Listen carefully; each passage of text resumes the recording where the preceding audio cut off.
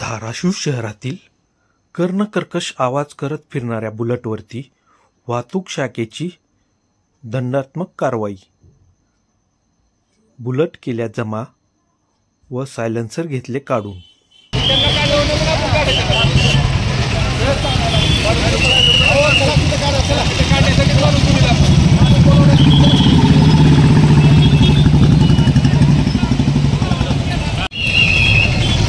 हो महाराज, होय होय रो चला पुढे काय गाडी गाडी काढा.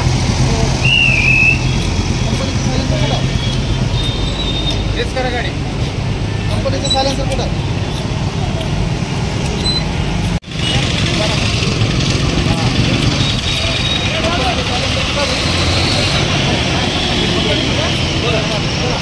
कारवाई केलेली आहे.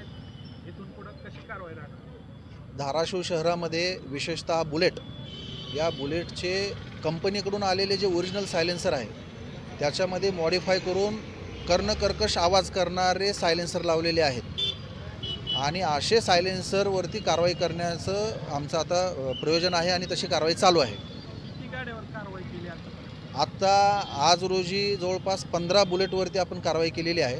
आपण त्या सर्व बुलेटचे सायलेन्सर काढून जमा करतो आणि ज्या बुलेटचा मालक आहे त्यांनी त्याच्या गाडीचं जे कंपनीकडून मिळालेलं सायलेन्सर आहे ते त्याला लावायचं आहे. दंडात्मक कारवाई करायची, दंड भरून सायलेन्सर बदलून मग आपण गाड्या सोडतो. नेमकी काय कारवाई केलेली आहे सर?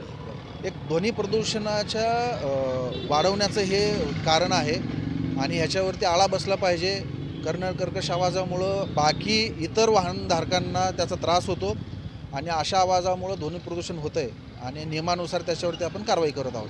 आणि येणाऱ्या शिवजयंतीला देखील माझं धाराशिव वाहतूक शाखेकडून आवाहन आहे, जे रॅलीमध्ये सामील होणारे जे वाहनं आहेत त्यांनी देखील आपले सायलेन्सर बदलून घ्यावेत, कंपनीचे ओरिजिनल सायलेन्सर लावावेत. कुणीही कर्णकर्कश आवाज करून शिवजयंतीसारख्या उत्सवामध्ये त्याला गालबोट लावण्याचं काम करू नये.